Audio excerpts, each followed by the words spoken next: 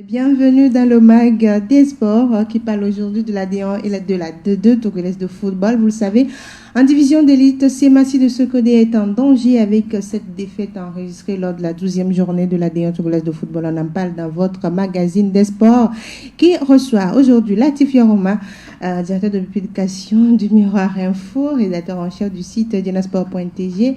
Il a plusieurs casquettes. Il y a également Sport FM à côté. Latif, bonjour.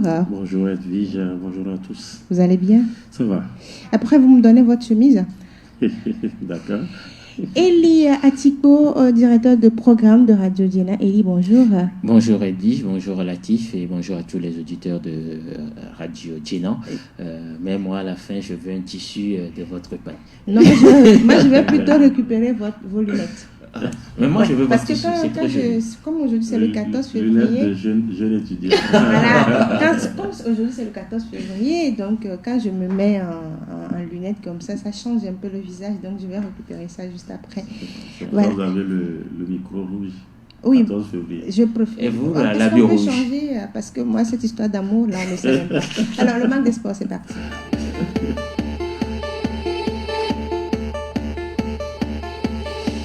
Et on ouvre votre magazine avec la première division togolaise de football. Latif Yoroma, on l'a dit en introduction, Semassi de Sokode est en danger, hein, parce que Semassi avait gagné avec un petit soupir en espérant enchaîner de bonnes performances pour le maintien, mais maintenant ça se corse un peu. L'addition semble être salée pour les guerriers de Tchaoudja. Oui, Semassi est à nouveau avant-dernier. Et puis, voilà, talonné par la lanterne rouge, qui n'est autre que Ifodje. Qui a gagné. Qui n'a pas gagné. Qui a fait match nul. Qui a fait match nul. Ça fait désormais 8 points pour Ifodje. Et puis, 10 points pour Semassi. Et puis, pour Kakadle Doufelgou. Kakadle également, qui aussi est en danger. Qui est en danger, oui, au nord. Donc, Semassi n'est toujours pas sorti de l'auberge. Cette équipe a encore besoin au moins d'une victoire sur les 2 matchs restants. Alors, mais le danger, c'est que Semassi joue par exemple Unisport qui est en lutte pour une place dans les playoffs. Ça suppose que c'est compliqué pour cette équipe de Semassi qui difficilement pourra négocier ce match. Quand on dit négocier ce match, ne voyez pas négociation dans l'ombre, mais plutôt sur le terrain, sur la pelouse. Sur le terrain, ce sera compliqué pour Semassi. Maintenant, Semassi va devoir, au-delà du fait que voilà, il faut gagner ou peut-être ne pas gagner, voir du côté de Ifodje, qui également n'est pas au mieux de sa forme, continue également d'enchaîner les contre-performances. On sait qu'il y aura un Ifodje Sarah. Il y aura un Ifodje Sarah avant la fin donc, de cette saison. Sarah également qui a gagné. Sarah qui a gagné, qui s'est donné un peu d'air. Sarah qui désormais a 12 points. 12 points. Quoi qu'on dise, Sarah maintenant a trois équipes derrière lui. Voilà. Oui, parce qu'il y a Kakadle, Semassi et Ifodje. Quoi qu'on dise, c'était une victoire importante donc, de Sarah Sport. Ça fait beaucoup de calculs dans le bas du classement, dans la zone nord, beaucoup de calculs, et si vous versez dans ces calculs, vous sortirez avec une migraine.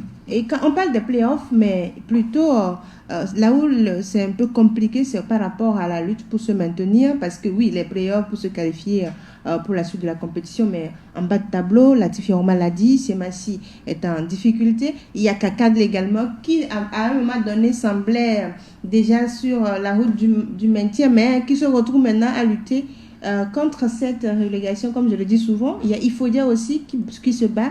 Ça devient compliqué. Compliqué au niveau de la relégation pour l'équipe de Semassi, beaucoup plus, parce que ça fera très mal de voir cette équipe qui a 10 titres dans ce championnat, qui dépasse tous les autres clubs en termes de titres, et qui aujourd'hui va se retrouver à lutter contre la relégation. Et ce n'est malheureusement pas la première saison pour ça, puisque ça fait déjà 2-3 saisons que Semassi se retrouve en difficulté. Qu'est-ce qui ne va pas depuis on a changé changé le staff dirigeant, on a changé le staff des entraîneurs. Aujourd'hui, c'est Kegbalo. C'est vrai que pour sa première sur le banc, il avait gagné. Mais n'oublions pas que le samedi, face à Asco, c'était Asco quand même qui avait en face. Même si Asco était déjà assuré de jouer les playoffs, il y a également les joueurs sur le banc d'Asco qui veulent démontrer que ils sont meilleurs et peuvent ils méritent d'être titulaires dans cette équipe. Et malheureusement, Semassi a perdu 2-0. C'était pas une équipe de Semassi qui était ennuyeuse quand même sur ce match. C'est vrai qu'ils n'ont pas eu assez d'occasions franches. Et sur ces buts, je crois que oui, ils auraient pu mieux gérer au niveau de cette défense de Semassi. Mais également, c'est que je pense que le recrutement au niveau de Semassi, c'est ça qui paie aujourd'hui. Quand je regarde sur ce match face à Asco, où on sait qu'il y a de l'intensité, qu'on retrouve un Gado Rachid qui va jouer devant la défense, vous imaginez que c'est compliqué d'avoir du rythme dans ce niveau. Et même déjà après 45 minutes, le mec était totalement essoufflé. Et donc, au-delà de ça, il y aura Kakadle. Maintenant, il faut regarder de l'autre côté les confrontations directes. Peut-être, est-ce que Kakadle n'avait pas... Au niveau des confrontations directes, ça fait parité. Parité si les résultats sont maintenus, les résultats sur le terrain sont maintenus. C'est-à-dire il y a eu 2-1 à l'aller pour Kakadle, 2-1 pour Semassi au retour. Maintenant, le résultat sur le terrain du match aller, s'il est maintenu, s'il n'est pas maintenu, ça fait 3-0. Maintenant, au-delà, si vous quittez le goal différentiel particulier, vous allez au général. Au général, Semassi a pris beaucoup de buts. Semassi est dans le rouge. Ce n'est pas le cas pour Kakadle Dufelgo. Donc, sur cet aspect, Kakadle est avantageux. Voilà. Et par rapport à cette 12e journée, Semassi qui a été battu par Asco de Kara 2-0. Asco et ASK et Unisport qui ont fait un match nul, 0 but partout. Unisport qui est à la recherche de ce ticket pour les playoffs. La troisième place, oui. Parce que, par exemple, ASK avait besoin de gagner ce match pour s'assurer tout. Même avec ce nul-là, ASK est déjà au play-off, parce que lorsque vous voyez un peu ASK, au pire des cas, pourra être troisième. Au pire des cas. Donc, les chauffeurs sont déjà dans les play-offs. Maintenant, Unisport doit encore gagner un match. Ou fait peut-être un match nul et pour encore, parce que quoi qu'on dise, AS Bina est en embuscade. Donc, c'est déjà bien de prendre un point face à la SK, parce que imaginez si Unisport avait perdu ce match,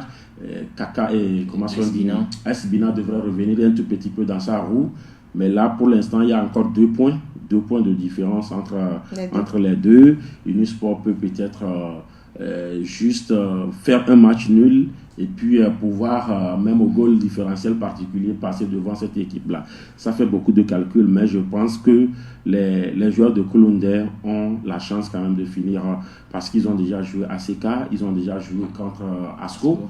C'est les géants quand même de la zone, et Unisport a les moyens quand même de pouvoir aller chercher ce pour les playoffs. Sarah qui a battu Kakadle de Dufelgo, qui met Kakadle en difficulté. 3-2, match nul, 1 but partout entre Ifodia et AS Bina. Et donc on revient au sud pour parler de ce choc attendu qui était Gomido, AS OTR à Palimé. Finalement, ce sont les Showboys de Palimé qui s'imposent 2-1. Écoutez, les Showboys savent qu'il y a désormais une pression pour pouvoir être en play-off. La saison passée, ils l'ont loupé. Et face à l'ASOTR à domicile, il fallait gagner puisqu'ils sont leaders dans la zone. Il faut gagner pour se conforter, même si le Dynamique togolais aussi gagné. Il fallait que Gomido se mette en leader. Maintenant, face à cette équipe de l'ASOTR, pour moi, qui n'est pas une équipe aussi flamboyante que ça, cette saison, il n'y a pas véritablement d'enjeu à dehors de Akoro Bilal, ou si vous lisez typiquement le jeu que pratique ce joueur, c'est un joueur qui joue en cherchant le penalty en fait. Lorsque Akoro a le ballon en lisière, pas que quand il a le ballon, il va provoquer l'adversaire dans la surface. Il veut rentrer dans la surface, provoquer l'adversaire pour obtenir un penalty. Et quand vous faites le décompte de ces buts, je pense qu'il est à 6 buts, mais 5 ont été marqués sur penalty. Donc et la plupart de ces penalty ont été occasionnés par lui-même. Et donc vous comprenez que à chaque fois, il provoque toujours la défense. Il est dans cette intention-là. Et c'est vrai que Gomido, ça fait que cette équipe de l'ASOTR, pour moi, contrairement à la saison passée, n'est plus celle qu'elle était, avec des difficultés au niveau quand même du staff dirigeant et du staff technique. Aujourd'hui, l'AS Auxerre peut se dire que les playoffs, c'est pratiquement mort au niveau de l'AS Auxerre, parce que quand vous regardez en confrontation directe avec certaines équipes, l'AS Auxerre n'est pas parvenu quand même, par exemple face à Gomido ou encore Entente ou encore Dito, peut-être c'est mieux peut-être, donc c'est compliqué pour l'AS Auxerre de penser. Maintenant Gomido, c'est une très belle dynamique à Kbalimé, et aussi je pense que pratiquement ils ont un pied en play-off au niveau de Gomido. 2-1 face à l'AS Auxerre, je crois qu'on va pas crier au scandale, c'est logique au vu du classement et de ce qui a été présenté sur la saison. Gomido qui renaît, parce que Gomido en début on n'a pas vu les Showboys. Oui, Gomido qui a fait tout le contraire de ce qu'il a fait la saison dernière. Voilà, parce que la saison dernière, ça a été... Ils avaient très bien commencé. Gomido. Et à la fin... Et un mauvais Gomido à la fin. Mais là, c'est Gomido qui est en train de finir en force. Sur les 5 matchs de la phase retour, il y a eu 4 victoires. 4 victoires. Il y a eu 1-0 face à Kotoko. Il y a eu 2-1 face à AS Auxerre. Il y a eu 5-1 face à Ange de Montien. Il y a eu 1-0 à Lomé face à l'Entente 2. Et puis il y a ce match nul face au Dynamique Togolais. Ça fait pratiquement 13 points sur 15.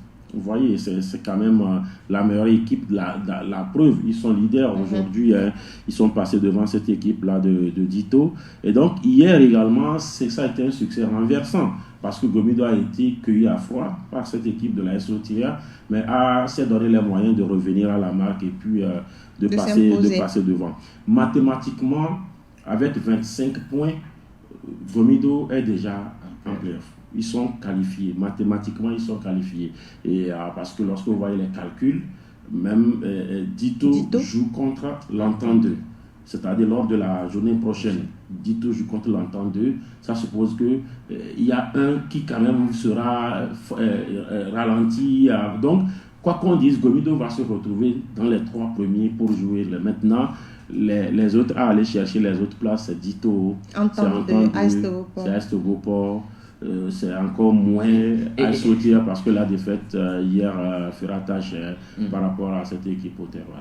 Voilà, par rapport au dynamique togolais, les militaires qui se sont relancés, oui. Bien sûr, se sont réveillés. Ils se sont réveillés après à cette défaite-là. Ça fait 2-0. Oui, face à l'AS Auxerre, ils avaient perdu. C'est la première défaite de la saison d'ailleurs. Et donc, il fallait se reprendre face à Golo-Sous-des-Lacs. Chose que le dynamique togolais a réussi à bien faire d'ailleurs. Parce qu'ils dans les lacs. Oui, dans les lacs, ils n'ont pas été inquiétés par cette équipe de Golo-Sous. Et moi, je trouve que le problème de cette équipe de Golo-Sous reste la profondeur de son banc. C'est une équipe qui est justement très très limité en termes de qualité sur le banc, en termes de joueurs. Il y a le 11, mais le reste... Il y a le 11, pas un 11 aussi idéal que ça, mais derrière, quand vous regardez... Les remplaçants ne sont pas vraiment... C'est un peu le désert, quoi, derrière. Et même le gardien de but de cette équipe qui n'était pas... remplacé, ce n'était pas le titulaire qui était dans les buts hier. Oui, mais le titulaire habituel, ce n'est même pas quelqu'un qui soit assez rassurant dans... Sauf que, bon, le staff a toujours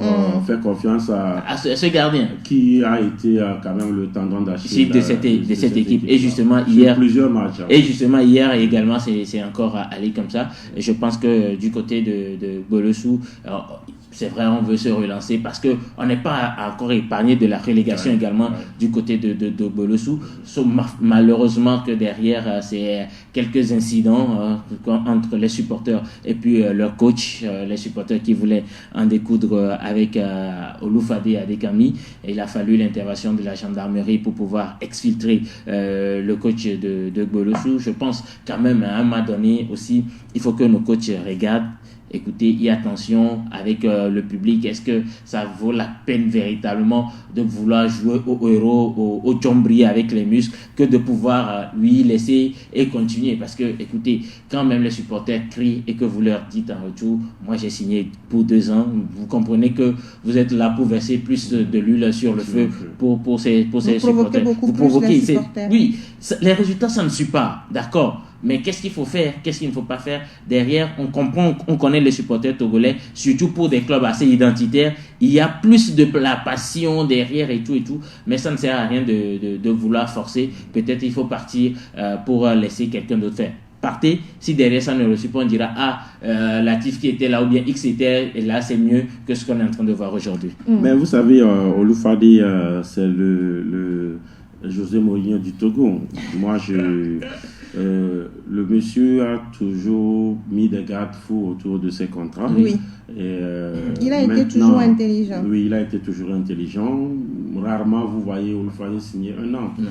Il a signé 2 ans. L'objectif, c'est de maintenir le club. L'objectif, ce n'est pas d'aller chercher le titre. Le bonus, peut-être, c'est d'aller peut-être au play-off. Oui. Mais le premier objectif, c'est de maintenir le club. Aujourd'hui, il n'est pas encore sorti de l'auberge. Il est 6e au classement, 10 points. En tout cas, talonné par Ange qui a 6 points. Et puis, cette équipe de Kotoko qui a 5 points. Je crois Ange a 7 points maintenant. Oui, Ange a 7 points, Kotoko qui a. Donc, ils sont toujours en lutte. Et pour l'instant, il a encore son contrat. Ça suppose que s'il dit qu'il a signé 2 ans, alors si les dirigeants trouvent qu'il doit partir, c'est qu'il doit partir avec ses compensations. Alors maintenant, lorsqu'on revient à la réalité, est-ce qu'un entraîneur doit se permettre un jeu comme cela, des supporters qui sont furieux parce que justement leur équipe multiplie des codes performants et que l'entraîneur entre dans le jeu, ce n'est pas bien. Parce que ici, nos supporters ne font pas le job. Sinon, les supporters, c'est eux l'équipe. Et donc, un entraîneur n'a pas à répondre de la sorte aux supporters. Même un président du club n'a pas à répondre de la sorte aux supporters. Un joueur n'a pas à répondre de la sorte aux supporters. Ce n'est pas possible. Donc, il faudrait véritablement voir ce côté-là. Sinon, Oloufadi, pour l'instant, sincèrement, au niveau des résultats, ça ne va pas. Ça ne fonctionne et quand ça pas. ne va pas, on est des humains, les supporters, ils ont quand même le droit d'exprimer leur mécontentement et il faut respecter cela. Tout est parti du changement de Ulrich Kenom, qui est le chouchou de cette équipe, et véritablement, en tant que journaliste, je n'ai pas compris ce changement de Oloufadi. Oui, peut-être qu'il ne trouvait pas satisfaction. Peut-être lui ne trouvait pas satisfaction, c'est sa lecture du match. Mais aussi, moi aussi, j'ai eu ma lecture, et c'était la lecture également des supporters, parce qu'au milieu, vous ne pouvez pas avoir un Moses qui est un ancien du Dynamique togolais, que les joueurs savent très lent, et à chaque fois qu'il a le ballon, tout le monde lui mettait la pression. Et c'est Ulrich Kenom qui est arrivé à sortir le ballon un temps soit peu du côté du Dynamique togolais. Qui était beaucoup plus rapide. C'est lui le technique. Maintenant, vous le sortez pour mettre un autre mécanicien, casseur de jeu. L'équipe était acculée. Les 30 dernières minutes, c'est totalement un siège que Dito avait fait dans le camp de Golossou. Je ne sais pas si Golossou, en deuxième partie, a su cadrer une seule fois. Voilà. Et Kotoko qui fait match nul devant AS Togopor, 2 buts partout. AS Togopor, c'est vraiment un club qui nous offre des résultats en dents de scie, parce que cette équipe-là était allée battre Boulousou à la maison. Elle a battu Boulousou à la maison pour finalement se faire accrocher par Kotoko. Mais personnellement, moi, je savais que ça allait être compliqué. Kotoko a perdu face à Gomedo. 0 but contre 1. Kotoko a accroché OTR à Palimé 2 buts partout avec une égalisation dans les derniers instants. Kotoko a battu Boulousou à Palimé. Et donc, moi, je savais que ça allait être compliqué pour Togopor, mais cette équipe a réussi à ouvrir le score, s'est fait reprendre, est encore passé devant, mais a été reprise à la 94e minute, dans le temps additionnel, par cette équipe-là qui également joue sa survie en première division. Parce que Kotoko n'est pas encore mathématiquement écarté. Et donc, Kotoko joue le tout pour le tout. Il y a une finale que Kotoko doit aller s'offrir face à Ange de Montien sur terrain neutre, parce que ça va se jouer à Tapami.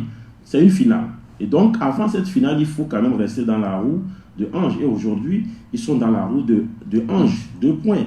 S'ils gagnent cette finale, ils ne seront plus relégables.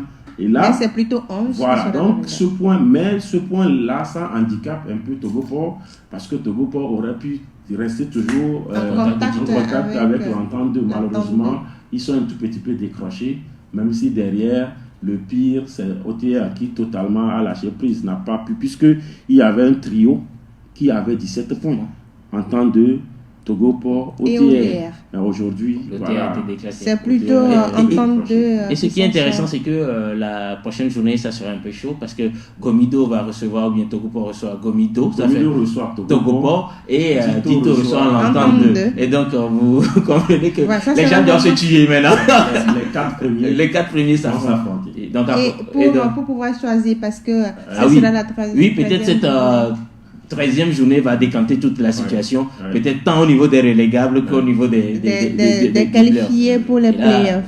Attention à la bonne programmation des matchs. Il faut bien les programmer. Il faut bien programmer ces matchs parce qu'il faut permettre... Il faut programmer ces matchs. Il faut également véritablement que la fédération joue franc jeu sur ce coup-là. Parce que, écoutez, hier, ce qu'on a vu au municipal, ça, c'était catastrophique. Hier, entre l'entente de et puis Ange de Montien, mais écoutez, c'était catastrophique. Et l'arbitre a failli tout foutre en l'air. Quand je dis que la fédération joue franc jeu, c'est-à-dire que je n'ai pas dit, par exemple, que la fédération a demandé à l'arbitre de mal siffler, mais que l'arbitre également, franchement, fasse de bons choix sur ces matchs-là. Que ce soit de bonnes désignations. Écoutez, hier, l'arbitre, ça a failli également capoter au municipal hier.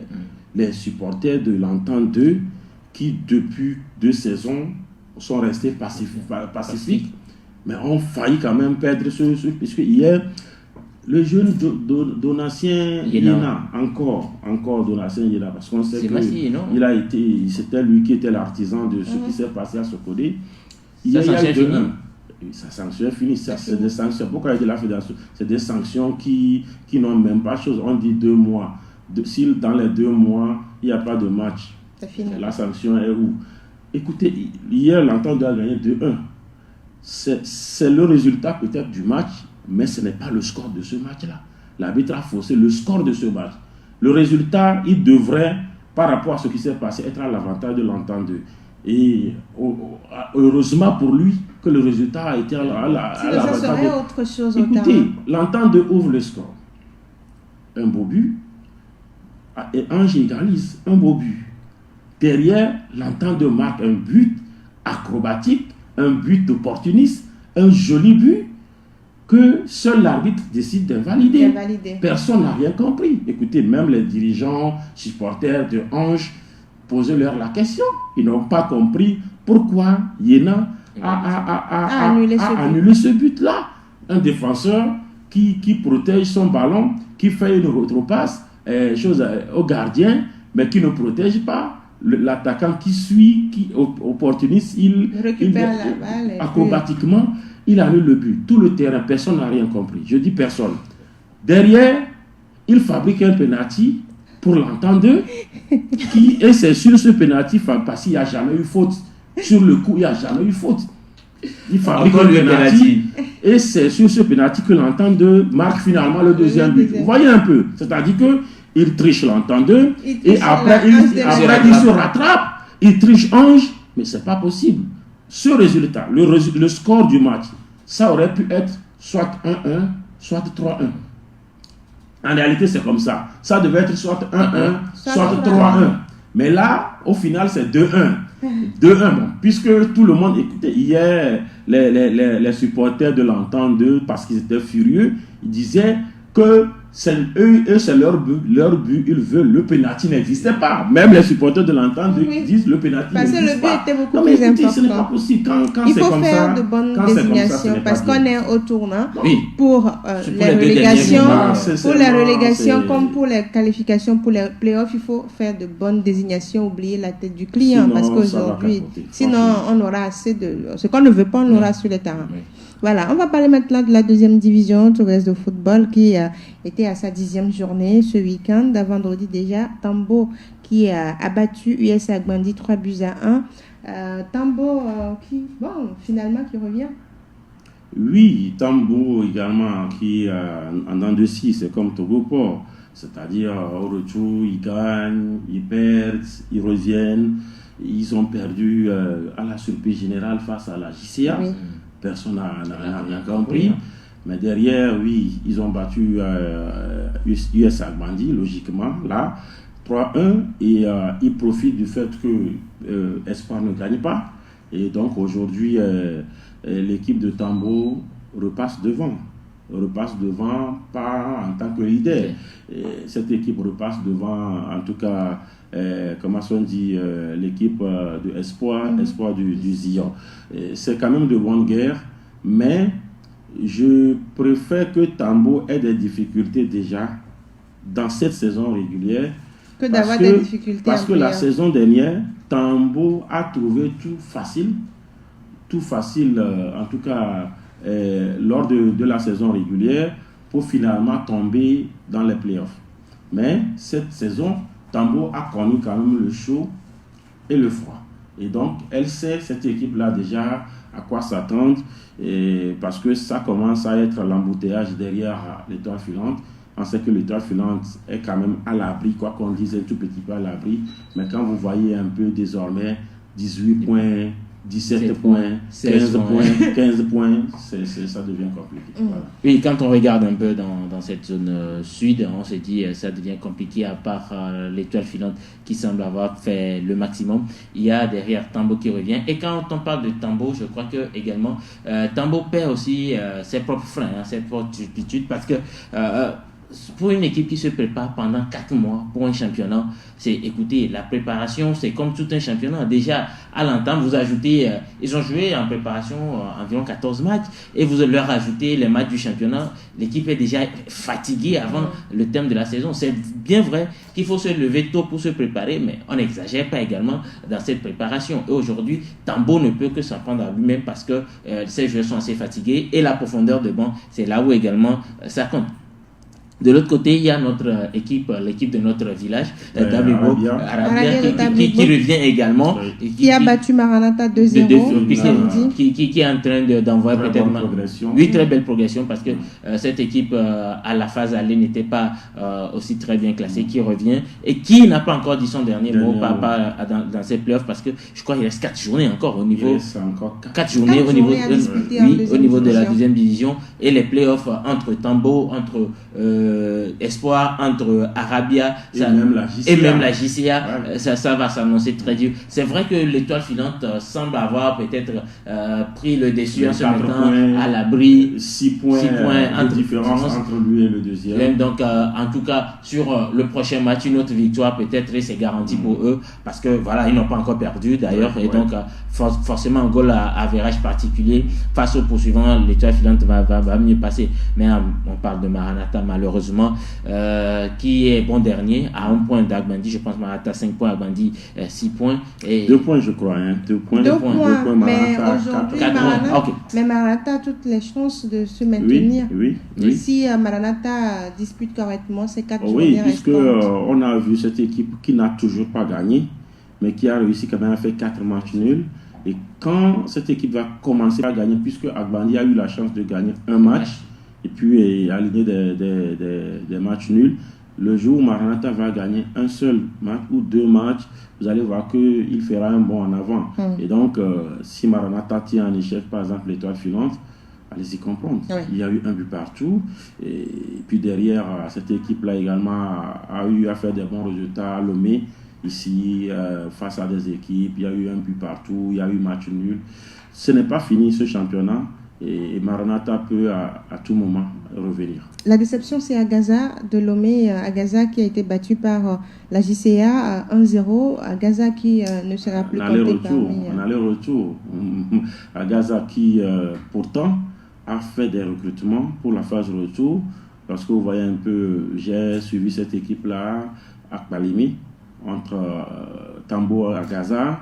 Il y a eu quand même de nouveaux joueurs, Adangba Raoul, et puis 3 autres joueurs qui sont des nouveaux quand même, qui sont arrivés dans l'effectif d'Agaza. Et puis il y a également un staff qui a été renforcé, mais derrière, ça n'a toujours pas marché.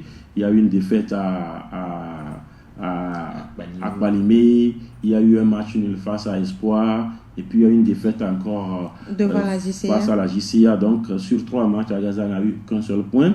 Et ça fait que Gaza est totalement décroché.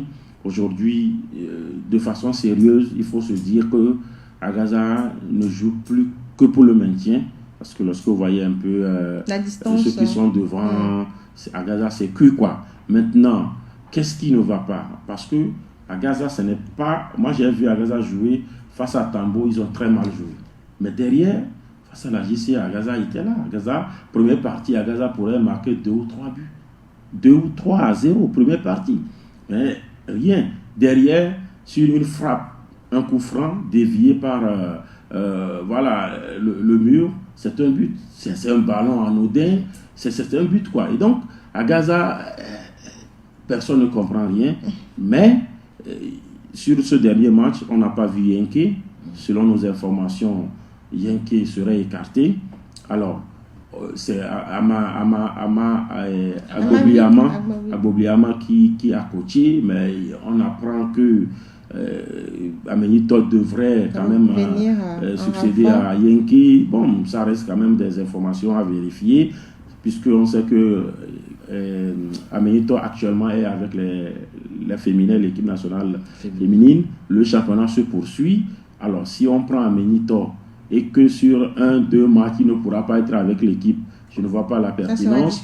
Et donc, finalement, à Gaza, pour cette saison, c'est cuit. Mais l'équipe doit tout faire pour rester quand même en deuxième division. Reprendre le chantier. Espoir qui a trébuché devant le leader de la zone sud, l'Étoile filante, 2 buts contre 3. C'est logique. Hein, c'est logique. Et déjà, le score 2-3, ça voudrait dire c'est 2 équipes qui s'affrontaient, 2 équipes qui ont joué, 2 équipes qui ont produit du jeu. Parce que quand vous regardez cette équipe de Espoir, moi j'ai dit, Bonfoy Rémi a fait un travail extraordinaire du côté de cette équipe d'Espoir. Au début, on ne pensait pas que ça pourrait prendre véritablement. Bonfoy lui-même limogé du Dynamique togolais qui rebondit du côté d'Espoir et qui arrive. Et ils perdent de justesse, 3 buts contre 2 face au leader, c'est normal, mais j'aurais peut-être aimé accrocher le leader, faire un match nul ou même battre cette équipe de l'Étoile filante. Mais en tout cas, personnellement, je ne m'attendais pas à voir cette équipe d'Espoir cette saison aussi assez attrayante comme ils sont en train de le faire. En termes de jeu même, cette équipe joue, parce que leur dernier match que j'ai suivi, c'était face à Tambo, où ils ont totalement asphyxié Tambo, victoire 2-0, avec Donou qui apporte toute son expérience à cette équipe de Tchévier. Alors on va... Oui, je voudrais passer, c'est le scénario qui quand même... est intéressant, le scénario de ce match. Il y a eu 3-0. Il y a eu 3-0 pour l'Étoile filante. Et Espoir est remonté. Il y a eu 3-2. On a failli assister à un Burkina-Cameroun de la CAN. Donc, c'est quand même le sens de réaction des joueurs de Tchévier qui, quand même, accrochent. L'équipe n'a rien lâché. Beaucoup, quand même, se sont accordés à dire que le match a tenu toutes ses promesses entre le premier et le deuxième, sauf que derrière, voilà, Espoir perd sa 2e place. C'est maintenant Tambo qui repasse devant, mais ça fait quand même le charme de ce championnat où voilà, les calculs... Jusqu'à la dernière minute, on ne sait même pas encore qui sera appelé jusqu'à la gare. Ni en D1, ni en D2, c'est chaud. C'est chaud un peu partout, c'est ce qui est bon pour le football. Alors dans la zone nord, c'est Fouada qui conforte son fauteuil de leader devant CDF Akno 1-0. Djoumbé de Mango également qui ne lâche pas, qui gagne Bikinti 2-1. Eli? Écoutez, ces 2 clubs de la zone septentrionale ou bien du fin fond togolais sont décidés parce que, en tout cas, quand vous regardez dans le découpage de la région, ils se disent, écoutez, cette saison, si ce n'est pas Fouadan qui vient, il faudrait que Doumbé qui vienne parce qu'il faut forcément que le championnat à Mango. Oui, parce que la première division s'est arrêtée à Kara seulement. Il n'y a pas de club de Savanes en première division. Mais il y a la Esbina, Pagouda. Non, Pagouda, c'est Kara. C'est la région de la Kara toujours. Et donc, vous comprenez. Mais aujourd'hui, Fouadan, ça me rassure. Et quand vous regardez ces 2 clubs, c'est Fouadan et Djoumbé qui sont en tête. Et ces 2 clubs qui essaient de mettre les moyens, qui essaient de motiver leurs joueurs depuis l'entame de ces championnats. Et donc, en d'autres termes, lorsque vous avez une bonne organisation, parce que vous pouvez motiver les joueurs en donnant de l'argent, mais si vous n'êtes pas organisé, si vous n'arrivez pas à fédérer tous les esprits autour de ce club, ça ne va pas marcher. Aujourd'hui, Fouadan et puis Djoumbé sont en train de démontrer qu'ils sont là. Bikinti qui avait sorti la tête entre-temps de l'eau, on est en train de lui taper sur la tête, écoute, retourne. Et c'est Fouadan et Djoumbé qui font bien cette affaire. Ils font bien, Fouadan qui gagne CDF Aknour 1-0, Djoumbé également qui prend le meilleur sur Bikinti. Bikinti également qui avait débuté correctement, mais finalement, bon, on ne sait pas. Oui, quand vous avez une instabilité au niveau donc, du staff, une instabilité au niveau même des dirigeants, c'est compliqué. Donc cette équipe-là est obligée de revoir à la baisse ses objectifs, rester en deuxième division, parce que derrière, quand vous voyez derrière, le dernier actuellement devrait avoir 6 points, je crois. Et ce dernier-là n'était pas dernier il y a encore quelques journées. Aujourd'hui, c'est Bunja qui est dernier. Foupa de Sotovois qui était bon dernier, aujourd'hui est à 11 points pratiquement. Parce que Foupa a gagné Bunja de Ketao 3 buts à 2. Bunja a aligné 2 victoires. Et aujourd'hui, Bunja qui était à 5 points se retrouve à 11 points. 11 points pratiquement dans la même zone avec les Akunour, les Bikinti. Donc, c'est un championnat également il y a de la bousculade, que ce soit en bas. C'est un tout petit peu condensé. Même si on sait que oui, Fouadan est devant 24 points. Alors, il y a Doumbé qui est derrière. J'ai écouté un jour, ce n'est même pas je l'ai écouté, c'est une interview qu'il m'a accordée, le président de Doumbé, qui est en même temps président de la Ligue de la Savane, qui dit que cette année, c'est soit Doumbé, soit Fouadan. C'est-à-dire, il a commencé par son équipe. Il dit c'est soit Doumbé, soit Fouadan. Parce que soit Doumbé parce qu'il est président de Doumbé, soit Fouadan parce qu'il est président de la Ligue. Et aujourd'hui, ils sont en train quand même de mettre les moyens. Ils veulent obliger la fédération à aller chercher d'autres couvertures synthétiques pour soit Dapaon, soit Mango. Parce que on sait que le Togo n'avait que 3 couvertures. Mais la position de ces clubs-là oblige la fédération à repenser à l'autre. Parce qu'il n'y avait pas de club de première ligne. Mais là, il faut repenser à maintenant, s'il y a un club de première projet, division, il faut forcément aller chercher d'autres couvertures pour réhabiliter les stades de l'art. Ça ne fera que du bien au football togolais. Karaki qui a battu Agua de Kusuntu 2-0. Ça, c'est le derby entre les frères. Oui, il y a des duels de proximité. C'est des matchs souvent compliqués, mais comment ça dit Karaki quand même est en train de revenir. Ils ont mal commencé. Aujourd'hui, ils sont 3e. Ils veulent peut-être rapidement revenir en première division. Pourquoi pas? Et moi, c'est possible pour Karaki? Le retour en D1? Oui, c'est possible d'arriver au play-off. D'abord, il faut bien sûr définir bien les 4 dernières journées pour espérer, parce que de regarder Tchamba, Kusuntu, de l'autre côté, Kambolé, voilà également, qui pour ne pas avoir de club également, c'est un peu compliqué. Et donc, je pense qu'il faut donner un peu un mal de tête à la fédération, penser peut-être vers Tchamba, passer encore à Fouadan, Dapan, ça sera compliqué pour la fédération, mais il faut leur donner ce mal de tête. Mais malheureusement pour moi, j'ai mal pour Kusuntu, Agua qui a fleuré par 2 fois à la montée en première division. Et plutôt que de se concentrer sur la gestion du club, lorsqu'on veut se mettre dans certaines crises, à la fin ça ne peut que donner des problèmes, des crises au sein du club. Même aujourd'hui, Agua, on se pose la question si Agua même va se maintenir ou Agua va se reléguer. Et c'est triste malheureusement. Actuellement, Agua est avant-dernier. Donc c'est Bunja qui est en dernière position. Voilà, Agua qui n'a plus son président de toujours, Elad Kassendia qui a passé la main à un autre. C'est compliqué, vous l'avez dit. Je me souviens de il y a une fête. Ils ont fêté leur montée. Sauf que le football, ça se joue et sur le terrain et dans les bureaux. Et là, après le dernier match, ils ont fait la fête. Au village, ils ont fêté la montée. Alors qu'il y avait encore des contentieux. Et malheureusement, ils ont été recalés par les résultats. Et puis, il y a eu également ce match-là contre Sarah FC de Bafilo. Donc, ils sont allés proches, ils sont revenus aujourd'hui. Ils sont beaucoup plus proches de la 3e division que de la première division. C'est beaucoup plus la déception du côté d'Agua de Kusuntu. Et on finit le Mag des Sports avec cette information concernant le taekwondo qui était à Niamey pour l'Open International G2 de taekwondo. Une médaille d'argent décrochée par la délégation togolaise. Il s'agit de Ibrahim Mamadou qui a ramené la médaille d'argent pour le taekwondo togolais. Il y a également un prix d'honneur décerné au Togo pour sa bravoure et son mérite. Oui, écoutez, on en parlait il y a encore une semaine par rapport à ce tournoi ou à ce Open.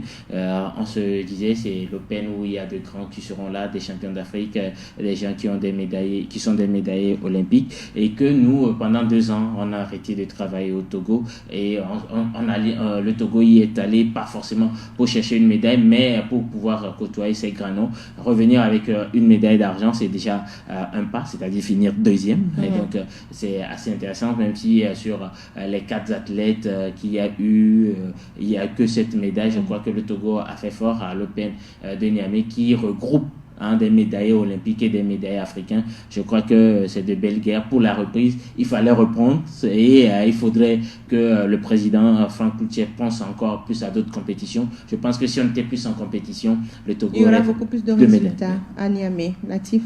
Oui, il faut retenir d'abord la participation parce que c'est important d'aller se mesurer quand même aux autres. Ici, il n'y a pas de minima pour y être. C'est un open, tout le monde peut y aller. C'est déjà bien. Alors, lorsque vous allez, que vous revenez avec quand même une médaille, ça suppose que vous êtes allé jusqu'au bout de la compétition. C'est important. Il faut quand même retenir le retour à des initiatives au niveau de cette fédération. C'est peut-être des remises à niveau, c'est des compétitions de grade, passage de grade, tout cela, c'est déjà bien. Il faudrait maintenant, avec déjà les semaines qui vont venir, lancer véritablement des compétitions au plan national et continuer par sortir, être présent dans la sous-région et puis se qualifier pour... moi, je continue par le dire, il y a certaines disciplines qui peuvent quand même donner de la fierté au pays. Et ce n'est pas seulement le football, parce que le football d'abord il fait bouffer trop d'argent. Il faut continuer par mettre de l'argent dans le football, mais ne pas se cantonner que sur le football. Il faut se tourner vers d'autres disciplines, surtout les disciplines individuelles qui peuvent rapporter beaucoup de médailles au Togo. Merci Latif Yorma, merci Elia Thibault. Merci à vous. Merci à vous, chers auditeurs, de nous avoir suivis. Le Mac des Sports s'arrête ainsi. On se donne rendez-vous vendredi à partir de 10h GMT pour d'autres informations sportives. Mais bien avant, le débat sportif vous retrouve mercredi à 11h, temps universel, avec Latif Yorma et sa team. D'ici là, portez-vous bien. Je suis Edwige Boali à Pédo. Merci à la réalisation. À très vite.